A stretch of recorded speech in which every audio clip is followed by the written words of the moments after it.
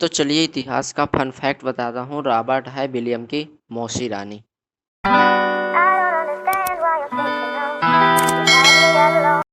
Hey guys, good morning, welcome to my new blog. तो आज है भारतीय अर्थव्यवस्था एवं सामाजिक आर्थिक मुद्दे। तो चूंकि कल का ब्लॉग तो आपने देख ही लिया होगा, तो इसमें भारतीय अर्थव्यवस्था का परिचय आज पढ़ाया गया और अर्थव्यवस्था की शाखाएं जो कि माइक्रो और मैक्रो, यहाँ से प्रीलिम्स के हिसाब से क्वेश्चन बन जाते हैं।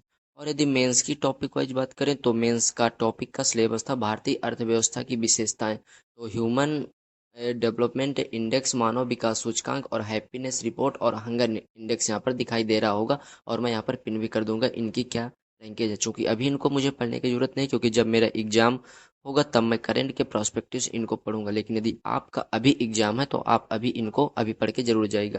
तो चलिए देखिए, और यदि बात करें तो देखिए इनके कारण क्या बताए गए हैं। तो विशेषताएं में जो कि भारत एक विकासशील देश है, तो हमें भारत से संबंधित अर्थव्यवस्था पढ़ाई गई थी। तो देखिए कि यहाँ पे कारण आपको शो कर रहे होंगे। तो फ्रेंड्स, यदि रीजन नंबर 6 की बात करें तो तीव्र जनसंख्या वृद्धि, जो कि विकासशील देश के हम रीजन पढ़ रहे हैं कि भारत क्यों विकासशील देश है।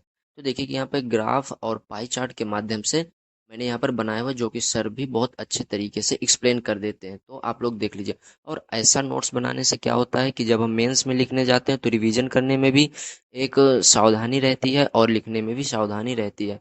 और जीडीपी में योगदान की बात करें, चूंकि भारत को अभी भी कृषि प्रधान देश घोषित किया जाता है, लेकिन कृषि का योगदान कम होता जा रहा है, चूंकि उद्योग और सेवा क्षेत्र का बढ़ावा दिया जा रहा है। अब यदि मेन बात करें तो जो कि हमारी आर्थिक अर्थव्यवस्था थी, जो कि आर्थिक नियोजन 1991 का था, तो वहां से अर्थव्यवस्था की मेन पकड़ आ जाती, जो कि सिलेबस में दिया गया है। और यदि देखिए यहाँ से इंपॉर्टेंट क्वेश्चन आ जाते हैं, समाजवादी अर्थव्यवस्था, पूंजीवादी, मिश्रित और साम्यवादी, जो कि एक समय एक नई ट्रेंड में चलने लगी। मुख्य रूप से तो तीन ही अर्थव्यवस्थाएं हो जाती हैं। तो देखिए कि यहाँ पर मैंने इनको कंप्लीट कर लिया हुआ है। तो चूंकि क्लासेस तो काफ़ी बड़ी हो जाती हैं, तो वीडियो बनाने में भी ज़्यादा टाइम नहीं मिल पाता, क्योंकि 3-3 साढ़े 3 घंटे की क्लासेस रहती है। क्योंकि क्लासेज बहुत बड़ी रहती हैं तो मैं डेली एक ही लेक्चर लेता हूँ, ताकि मुझे भी प्रॉब्लम ना हो और रिवीजन करने में भी आसानी रहे। अब बात करें तो यूपी पीसीएस में यूपी स्पेशल का वेटेज काफ़ी ज़्यादा कर दिया गया है। तो उसके लिए भी मैं देखिए आपको यहाँ पर बता दूं कि क्योंकि मैं अभी एक बुक ले आया था और मैं उसी को धीरे धीरे थोड़ा थोड़ा करके पढ़ रहा हूँ। और जो सिलेबस में नहीं था उसको मैंने यहाँ पर ऊपर मेंशन कर दिया हुआ है, और इनको भी मैं टॉपिक वाइज इसके भी क्लास नोट्स बनाऊंगा।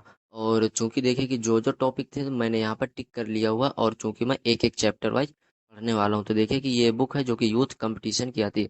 और ये बुक मुझे इसलिए अच्छी लगी क्योंकि इसमें भी प्रीवियस ईयर क्वेश्चन दिए गए हैं। और देखिए वहां पर जो मैंने 8 मेंशन किया होता है, यहाँ पे देखिए भारत में जो अग्रणी था उत्तर प्रदेश, ये इससे आ जाता है। और देखिए पीवाईक्यू क्वेश्चन इसमें दिए रहते हैं। नेक्स्ट बात करें तो इकोनॉमिक्स का लेक्चर लेने के बाद मैंने पीवाईक्यू करने के बाद मैं हिस्ट्री का रिवीजन कर रहा था। तो हिस्ट्री के पीवाईक्यू जब मैं देख रहा था, तो चलिए मैं आपको हिस्ट्री के पीवाईक्यू में एक मज़ेदार फैक्ट बताता हूँ।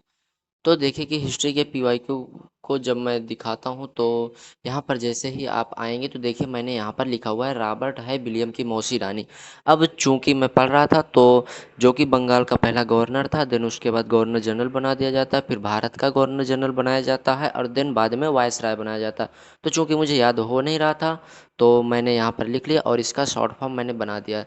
तो यदि ऐसे ही शॉर्ट फॉर्म आपको पसंद आ रहे हैं तो कमेंट बॉक्स में बता दीजिएगा। तो चलिए मिलते हैं नेक्स्ट